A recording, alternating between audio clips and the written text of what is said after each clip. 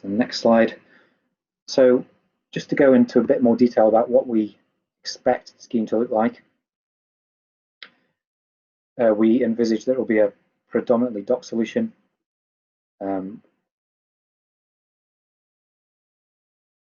We will have part of the funding arrangements, we'll come on to second, is that there's a lot of local authorities we're very capital revenue rich at the moment, but not particularly operating revenue, ongoing funding rich.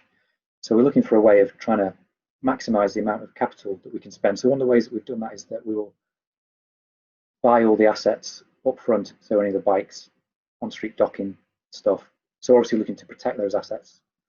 And we feel that a dock solution enhances the security of the scheme to protect our assets and also provides a bit of reliability about where bikes can be hired and returned to and from.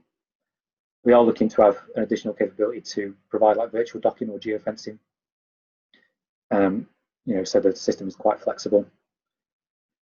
There'll be a relatively dense network of docking stations, as typical in these schemes, sort of around London and across Europe and other parts of the world.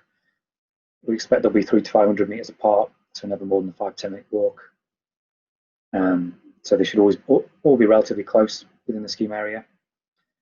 And we expect that there'll be around 1,500 bikes that will be a mix of mechanical or pedal bikes and e-bikes at scheme launch, or certainly within phase one, maybe not at launch. And we recognise that we don't want to preclude access to anyone. So there probably will be access by a smartphone and or by debit cards on street, but we're looking for bidders to demonstrate to us how we would provide access for people who don't have either of those two things, which is a bit of a challenge, I recognise, but we're looking for the scheme to be inclusive across Greater Manchester. One of the things that I guess that is quite important is that we're looking to control the branding. So I don't think I did this deliberately, but the Edinburgh scheme is pictured on the right there, which is probably a decent example of what we would have on street. But they're obviously sponsored by Just Eat, and we're not looking particularly.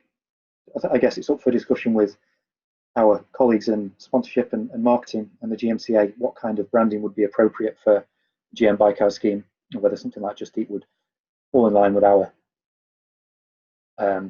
ideas for what the scheme is going to be promoted on. But ultimately, we're controlling that, so we won't be beholden onto the operator to find that sponsorship for us. And yeah, the last point around there about customer support and integration with TFGM Contact Centre, I suppose that's a point around just how we do want it to integrate with the rest of TFGM's existing, such as it is ticketing stuff. It's not something necessarily we want to see happen from day one, but recognise that it should be, Bike Hour should really be at the forefront of quite an agile technological solution to integrating transport and reducing those barriers between modes of transport. And we're looking to, as part of the contract that we sign, be able to promote that kind of integration with TFGM services.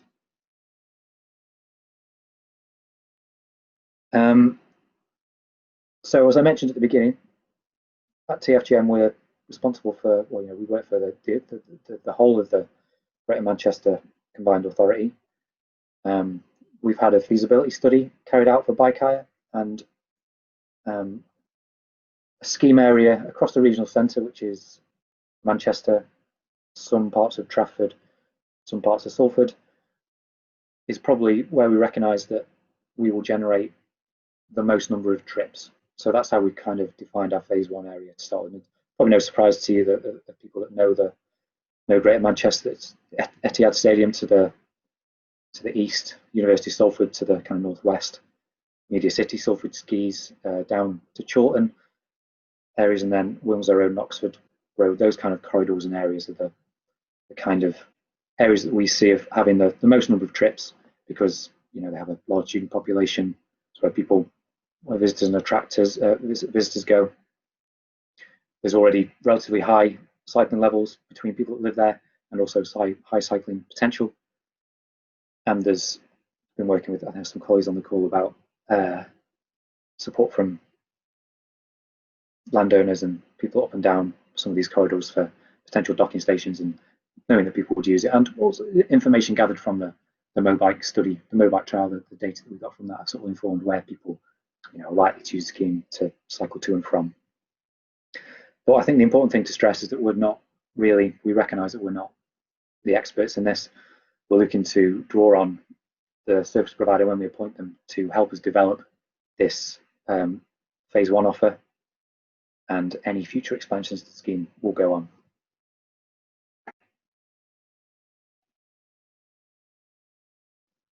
And briefly just touch on the funding. So this has been in the paper. So Bike Hire is funded, as a lot of cycling and walking stuff is in Greater Manchester at the moment, through the Mayor's Challenge Fund. We expect that the initial phase of the contract will be around about 10 million, which we expect to cover the cost for buying the kit associated with the scheme, which is the bikes and the on-street assets.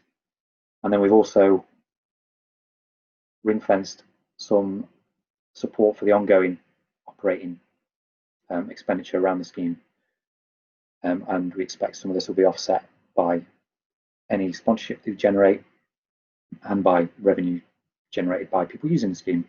And obviously this is all subject to hopefully a successful procurement process and a final business case and funding application, which will have to go through the normal governance process.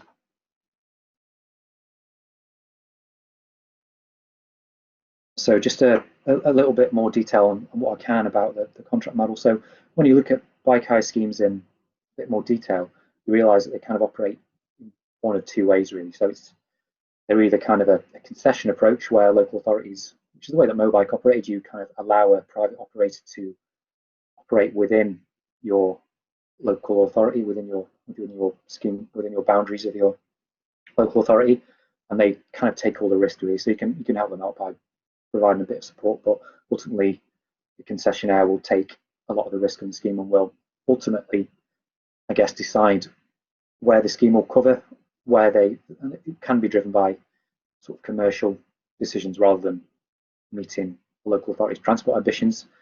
And so we've decided on a service agreement. So we're going to pay for a service provider to run the scheme on our behalf for a fixed period of time, so 5 years, extended by 2 years.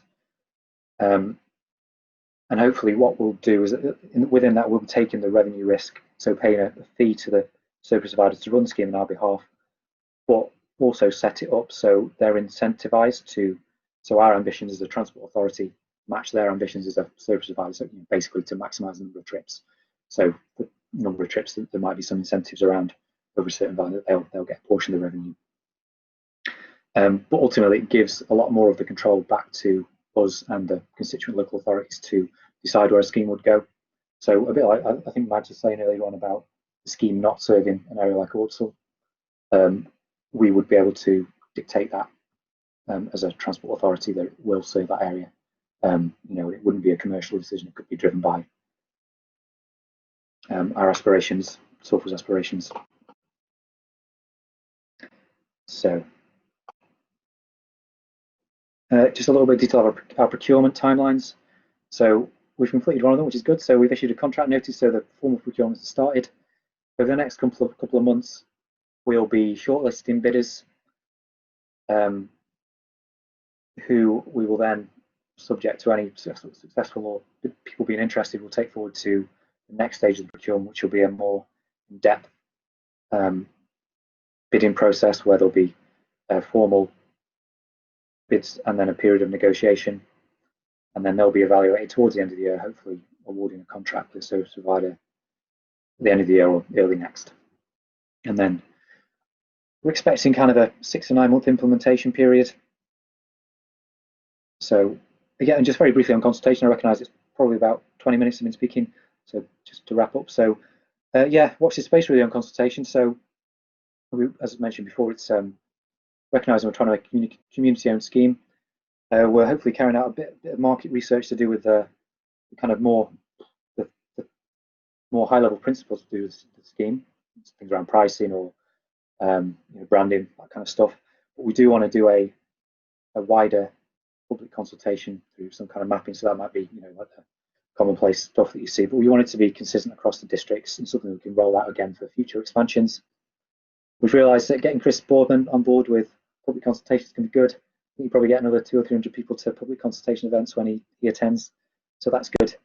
And yeah, just to reaffirm that we're working with local authorities at the moment to try and figure out the planning consents that we'll need and all the statutory consultation that goes along with that to provide a consistent and effective and efficient approach. So I hope you found that interesting. Try and take some questions in the news in the comments. And yeah, if anyone does want to send me an email, I'll try and answer any questions as best I can. But there's my email address. So thanks everyone.